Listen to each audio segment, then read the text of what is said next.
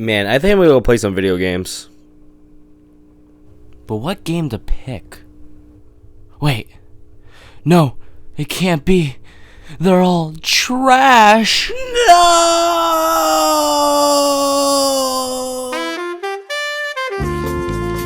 Hey everyone, Playlist Ryan here, and a while back I made a top 20 of my favorite games about like a year ago, and I did that to celebrate 50 subscribers on the channel. And now, as recording this video, I am currently at 74, which is really interesting to see how I basically just gained 24 subscribers during that time. And now I'm going to talk about my least favorite games, because definitely this is a special to commemorate. So before we begin, why not hit that subscribe button if you're new here to help the channel out grow and also get more reviews like this video that you're watching right now, or the other videos that I've been making for the past like 2 years now. Now then, let's get into the countdown, which I am not excited about because I hate all of these games. First game on the list, I have Eminem Kart Racing. This game just keeps on coming back to haunt me, is it?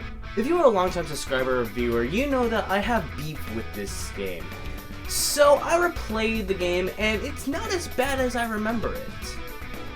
Yeah, it's an okay game. The tilt controls are bad, but you start to get the hang of them, and the game gets really easy, and it actually becomes really fun to play. Oh wait, wrong video. Boo, this game is bad and the controls suck. This is the worst game ever. 0 out of 10. It's not the good game. I will still have beef with this game, even though I just said that it's good. Whatever. For number 9, I have 2 games on the list because I just want to talk about them, and I mostly just want to make people mad at me. So I have Assassin's Creed Revelations and Assassin's Creed 3. And I'm going to start with Assassin's Creed 3 because it is my least favorite out of the 2. With Assassin's Creed 3, our new assassin is Connor, and he is the most bland assassin in the whole series so far.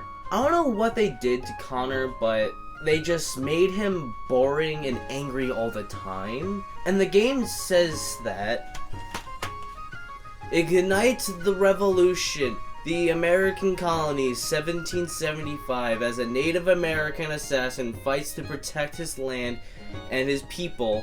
He will ignite the flames of a young nation's revolution. Ignite the revolution? You're barely even in the war. But minus that, the story is alright. And at first, I didn't like how they changed how the characters move, but the more you played the game, the more you got used to it. And also, I love the fact that you play as Connor's father, Hatham, for a good part of the beginning of the game, which makes him my favorite Assassin's Creed villain. Spoilers to a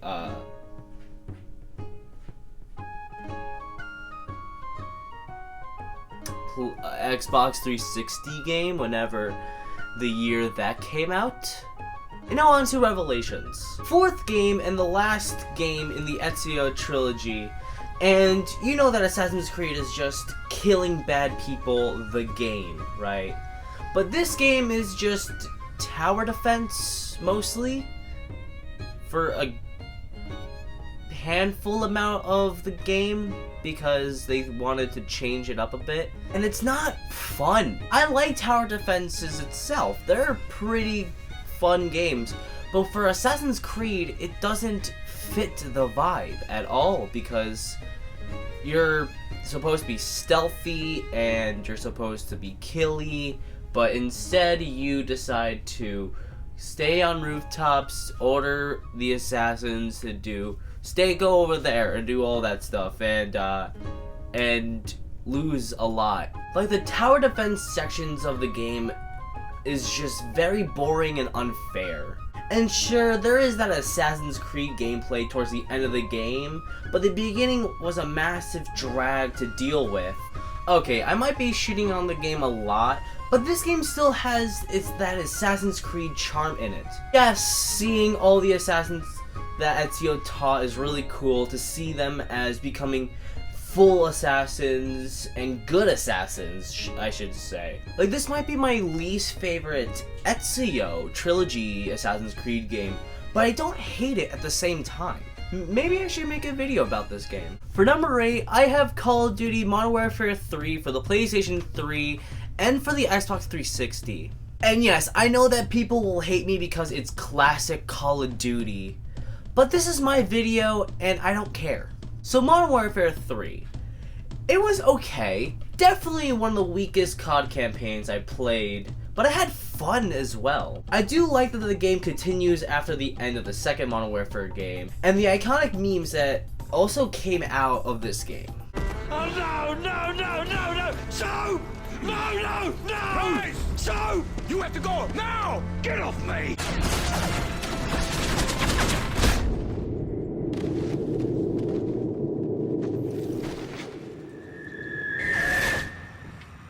So trusted you. I thought I could too. So why in bloody hell does Makarov know you? And it also doesn't have zombies as well.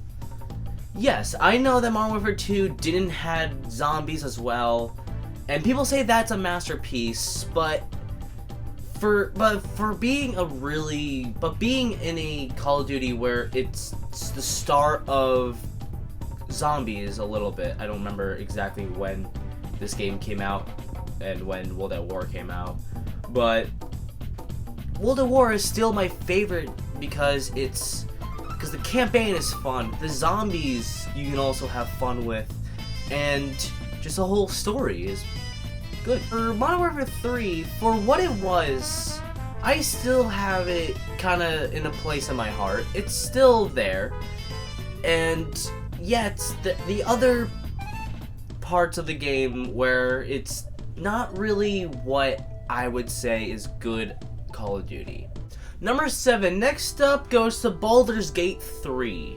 So the only time I play this game is multiplayer with my friends, and the game is fine, but it drags, and I guess I'm not the biggest fan of RPG genres. Even though I played Xenoblade and Undertale on the channel, if you want to go dig deep down to find those videos. They're unfinished series, if you want to get a cliffhangers, and kind of see a little bit of the downfall of my channel at times, and see darkness. Up next, we have Genshin Impact. Memes aside, this game is just Breath of the Wild for weebs, or Tears of the Kingdom. I haven't played that game yet, so Breath of the Wild it is. So the climbing, the open world, the anime-like art. This game is, if Breath of the Wild just didn't have all the Zelda stuff in it, and you build your own party. I can't believe I'm talking about Genshin Impact on this channel. Number 5 goes to Imagine Designer Fashion New York. Or, no, I actually got that right. One of the only DS games that makes you hold a DS kind of... I need a DS. One of the only DS games that makes you hold the DS like a book. And it's also just really boring, and I think that they forgot to put the game in the game. Okay, I think it's time to speedrun the next 3 games, so here we go. Number 4, Mario Party Star Rush. The only Mario Party game that forces you to play multiplayer, and all the mini games are just not that good. Number 3, Mario Party Island Tour. I think it was just the 3DS Mario Party era that made Mario Party a bad series. Like, just keep the games on the consoles and just make better mini games. One of the only Mario Party games that I've never finished a party all the way through due to the game being boring, and also took away all the classic Mario Party style that everyone takes one turn and then a mini game starts. Nope! The only time we play a minigame is when someone lands on a minigame space. And the minigames just aren't that good. Like, they just recycled minigames from other games and made them work on the 3DS. and some of them are not the best. There is the Bowser Tower, which is playing the mini games against Chrome bots of the same character that you can choose what mini games you can play, which is fine, but it's not the same vibe as Mario Party is supposed to be. But it's also the only part of the game that is fun. Number 2, Mario Party 9.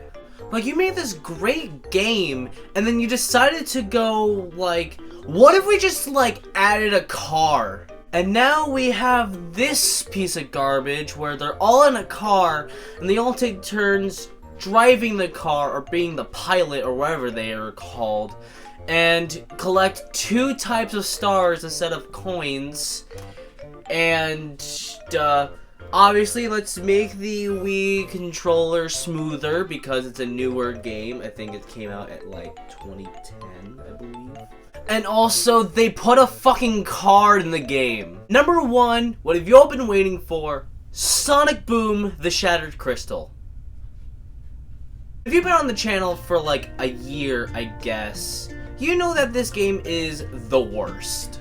Like, I'm just going to read this script so I won't go on a rant about this game, because I made a whole video on this game and you should go watch it after this one. Every level takes 10 plus minutes and you have to redo every level till you get every crystal shard.